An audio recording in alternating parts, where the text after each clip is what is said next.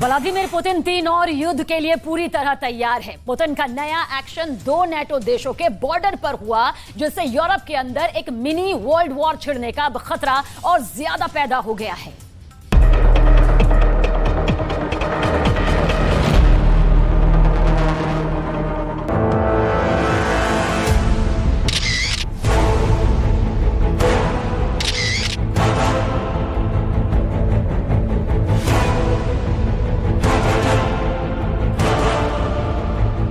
Putin का जलवा क्या है?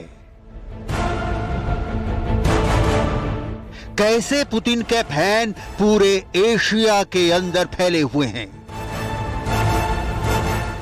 खासकर रूस के पड़ोसी देशों में इसकी नई नई कहानियां रोज सामने आ रही हैं। ज़ेलेंस्की ने अपना जलवा रूस के पड़ोसी देशों को दिखाने के लिए एक चाल चली। यूक्रेन के अंदर जंग में रूस के जो टैंक नष्ट कर दिए गए हैं, उन टैंकों को रूस के पड़ोसी देशों में भेजा गया। खासकर ये टैंक उन देशों को भेजे गए जो कभी सोवियत रूस का हिस्सा थे। लातविया के अंदर भी ज़ेलेंस्की ने पुतिन का एक नष्ट हुआ टैंक भेजा, लेकिन लातविया के अंदर लोग इस घटना से नाराज हुए।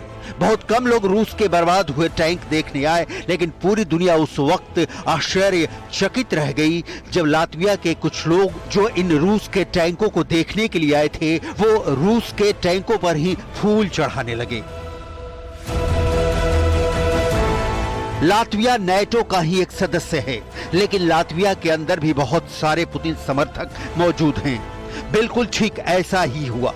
एस्टोनिया की प्रधानमंत्री काया कैलस ने भी पुतिन को अपमानित करने के लिए ज़ेलेंस्की से रूस के बर्बाद हुए टैंक की एक प्रदर्शनी लगवाई, लेकिन हुआ उल्टा। एस्टोनिया के अधिकारियों ने इसे गलत प्रचार कहकर विरोध कर दिया। लातविया की सरकार पुतिन का विरोध कर रही है। कैसे पुतिन के दोस्त बेलारूस के राष्ट्रपति लातविया को सबक सिखा रहे हैं, ये आपको आगे बताएंगे। लेकिन सबसे पहले बात करेंगे इन सैटेलाइट तस्वीरों की, जिनकी सबसे ज्यादा चर्चा हो रही है। सैटेलाइट की इन तस्वीरों से जानकारी मिली है कि रूस के कोलाप्राय द्वीप में ओलेन्या एयरबेस पर नेटो देशों फिनलैंड और नॉर्वे के करीब एक एयरबेस पर लगभग 18 स्ट्रेटेजिक बॉम्बर्स को तैनात किया गया है। देखिए, यह है रूस का ओलेन्या एयरबेस, जहां से नेटो के देशों फिनलैंड और नॉर्वे के बॉर्डर एकदम पास हैं। इस एयरबेस में 14 Tu-95 बम वर्षक, 2 Tu-160 बम वर्षक और 2 Tu-22M बम वर्षक तैनात हैं। सैटेलाइट की इन तस्वीरों में भी ये बम वर्षक आसानी से पहचाने जा सकते हैं। यहाँ पर रूस के खतरनाक Tu बम वर्षकों से प्रशिक्षण के लिए भी उड़ानें भरी जा रही हैं, और इसके साथ ही यूक्रेन पर हमला करने के लिए भी यहाँ से उड़ानें भरी जा रही हैं। आखिर क्यों ये बम वर्षक इतने खतरनाक माने जाते हैं? ये रूस का 70 साल पुराना बॉम्बर है, लेकिन आज भी रूस के काम आ रहा है। Tu-95 बम वर्षक आसमान में शेर की तरह दहाड़ता है। इस बॉम्बर ने यूक्रेन, अमेरिका और नेटो के 30 देशों की नाक में दम कर रखा है। जब पुतिन किसी को डराना चाहते हैं तो बॉर्डर पर अपनी इसी घातक और मारक हथियार को भेजते हैं।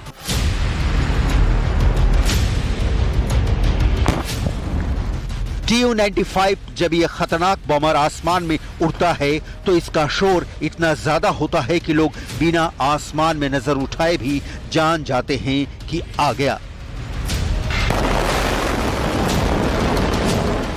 यानी Tu-95 बॉम्बर।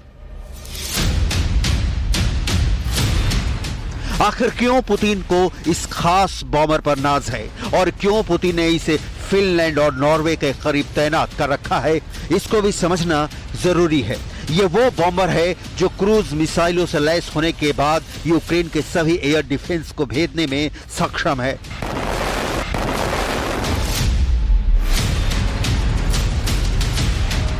पहले दिन 24 फरवरी 2022 जब यूक्रेन पर रूस ने हमला किया तो उस पूरे हथियारों के जखीरे में Tu-95MS बम वर्षक शामिल रहा। 6 मार्च 2022 को यूक्रेन की ही तरफ से यह जानकारी दी गई कि रूस ने Tu-95MS और Tu-160 बम वर्षकों को काला सागर के इलाके में तैनात किया था और यहीं से Tu-95 बम वर्षक में 8 क्रूज मिसाइलें यानी KH-101 को लैस किया गया और फिर यूक्रेन के हवाई अड्डों पर 8 क्रूज मिसाइलें दाग दी गई।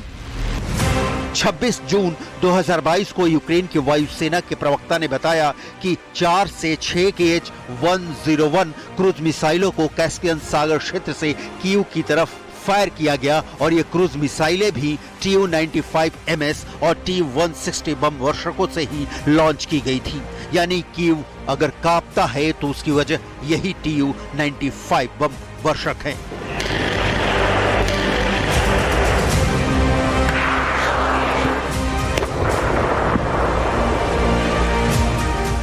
साल 1952 में Tu-95 का परीक्षण शुरू किया गया था और साल 1956 में Tu-95 को सोवियत रूस की एयरफोर्स में शामिल कर लिया गया था। यानी इस हिसाब से देखा जाए तो बॉमर 70 साल का हो चुका है और अब इसको म्यूजियम में रख देना चाहिए। लेकिन इसके बाद भी पुतिन और उनके पहले भी रूस के राष्ट्रपति इस बॉमर का इस्तेमाल करते रहे हैं। Tu-95 की लंबाई 46.2 मीटर है। Tu-95 की विंग स्पैन 50.1 मीटर है। Tu-95 की ऊंचाई 12.12 मीटर है। Tu-95 का खाली वजन 90,000 किलोग्राम है और पेलोड के साथ Tu-95 का अधिकतम वजन 1,71,000 किलोग्राम है। इस बॉमर में टर्बो प्रॉप इंजन लगा होता है जो भयंकर शोर करता है। वैसे ये बॉमर आसमान में हो तो इसका पता लगाने के लिए किसी रडार की आवश्यकता भी नहीं है क्योंकि इसका शोर बहुत ज्यादा होता है। लेकिन Tu-95 बॉमर को यूक्रेन के खतरे वाले क्षेत्रों में जाने की जरूरत ही नहीं पड़ती है। दरअसल ये रूस के कब्जे वाले इलाकों से ही मिसाइलों को लॉन्च करके तबाही लाने का सबसे बड़ा माध्यम बन चुका है। इसमें इस्तेमाल होने वाली मिसाइल KH-101 इस बॉमर को और भी ज्यादा खतरनाक बना देती है।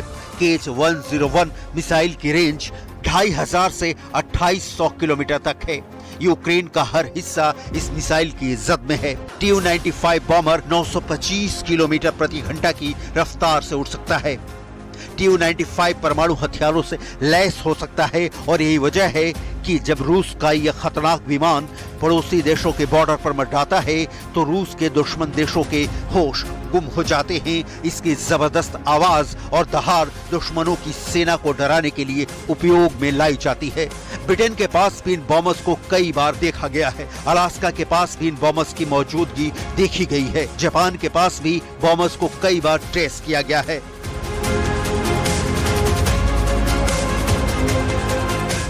फिनलैंड और नॉर्वे की तरह लातविया की पुतिन विरोधी सरकार को भी रूस से बहुत ज्यादा डर लग रहा है। 30 सालों से बेलारूस की सत्ता पर काबिज लुकाशेंको पुतिन के विरोधियों को कभी भी बर्दाश्त नहीं करते हैं। यूरोप के कई देश और अमेरिका लुकाशेंको को तानाशाह बता चुके हैं, लेकिन लुकाशेंको बेलारूस के अंदर अपने विरोधियों को मजा चखाने में कोई कोर कसर नहीं छोड़ते हैं। और अब लुकाशेंको ने पुतिन के एक और दुश्मन देश लातविया पर भी जबरदस्त दबाव डालना शुरू कर दिया है। लातविया और बेलारूस के बॉर्डर पर इमरजेंसी लगा दी गई है। आखिर कहां है लातविया और बेलारूस का बॉर्डर? आइए जरा दुनिया के नक्शे पर देखते हैं। यह है लातविया और बेलारूस का बॉर्डर जो 173 किलोमीटर है। ये लातविया और रूस का बॉर्डर जो 214 किलोमीटर है।